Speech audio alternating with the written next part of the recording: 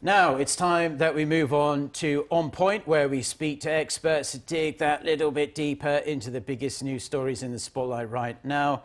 And of course, COVID-19 is always in the spotlight.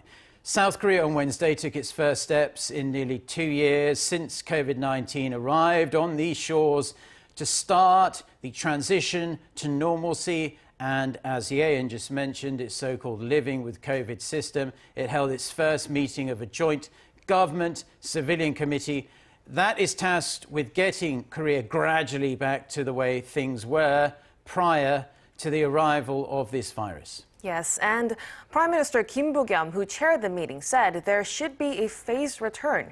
For more on this and related virus response measures, we connect to Dr. Alice Tan, internist at MizMedi Women's Hospital in Seoul. Now, firstly, Dr. Tan, with around 70% of South Korea's population forecasted to be vaccinated by the end of October, do you think the decision to start this transition now comes at the right time? Well, I think this is the right time to start planning for the transition. The transition will be gradual. It will not be a sudden on-off switch kind of maneuver. Right now, we are seeing high numbers, high percentages of vaccinations, and also the number of cases does seem to be going down. The number of cases of unknown epidemiological link finally dipped below 10,000. This is the first time it's done this since September 24th. The effective reproductive number is also below 1. My biggest concern, though, is over the last 2 weeks, 687 cases were diagnosed over the age of 80, and 75% of them had been fully vaccinated. So we do really need to work on our booster vaccine campaign, but I think this is the right time to start transitioning. Okay, so you're in essential agreement with what's happening right now, but the Prime Minister at that meeting on Wednesday raised the prospect of introducing a vaccine pass. Didn't really get into the specifics of what that might look like here. However, since over a fifth of the population of South Korea has, thus far anyway, decided against getting the shot, do you foresee the South Korean government attempting to try and mandate vaccinations just like the Biden administration has done in the US?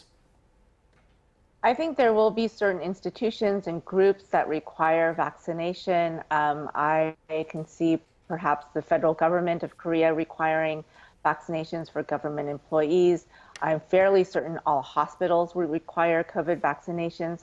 Also, private institutions such as universities, some private schools will probably require vaccination, just as they already require vaccination against other diseases such as measles and chickenpox. So it's not unexpected that this kind of mandate will be put in place.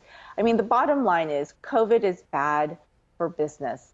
And so a lot of private businesses, if I were the employer, I would mandate a vaccine, not just for health and safety reasons, but also for economic and business reasons in order to keep businesses open. So I'm not exactly sure the extent of the mandates. Hopefully, people will just volunteer to get vaccinated as much as possible.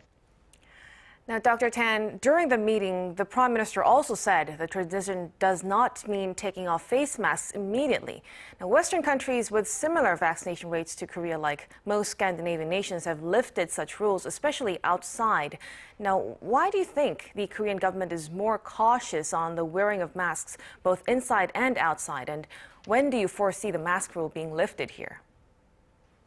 Well, there are some particular specific conditions in Korea that need to be taken into consideration.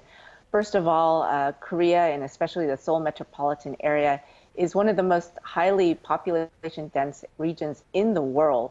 Also, culturally, people in Korea tend to work and play, commute in groups. And finally, there are some limitations, I think, in terms of healthcare capacity. Almost all of the ICU beds in Korea, I would say the vast majority, are in an open ward system. ICU patients, only a small minority are actually in single rooms. And so I think there are limitations also in our healthcare system that make the mandate of wearing a mask indoors and outdoors just a safe precaution as we transition to a more normal state. Right, and Doctor, finally, before we let you go, many health experts in South Korea have been concerned that the back-to-back three-day weekends would lead to a fresh mega surge in new cases. It hasn't really materialized yet. Anyway, today we might see some bigger figures. But would you say now that South Korea is over the worst of it, it's kind of mostly out of the woods, or are you concerned about a fifth wave hitting, potentially with new variants, when the weather starts getting colder? Yes, so as you've said, cold and flu season is upon us. The weather is colder, it's drier. My other big concern is what I mentioned before, the breakthrough cases among fully vaccinated elderly Koreans, especially those over the age of 80. I think this really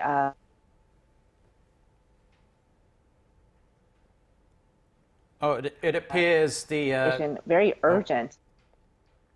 If you could just repeat what you said, the past 30 seconds, your feed just froze for about half a minute there. Oh, okay. I'm sorry. Yeah. So my concern is about the number of positive cases among the elderly population in Korea. And I think there's an urgent need to deliver booster shots to the elders. In terms of whether or not we're over the worst of it, I'm cautiously optimistic that we have peaked. The fourth wave has peaked. However, my concern is that the test positivity was actually higher than 5% on a few days this last week, on the 10th and on the 11th. And so what we may be seeing is just an artifact of decreased testing, not actually fewer cases. Now, Dr. Tan, thank you so much for your insights on the move to slowly lift virus restrictions and resume normal life in Korea. We appreciate you coming on. Yeah, perhaps we'll finally see some light at the end of this tunnel, and we apologise to our viewers for the technical difficulties we had there. Dr. Alice Tan, thank you very much for coming on, and hopefully we'll speak to you soon. Thank you. Thank you.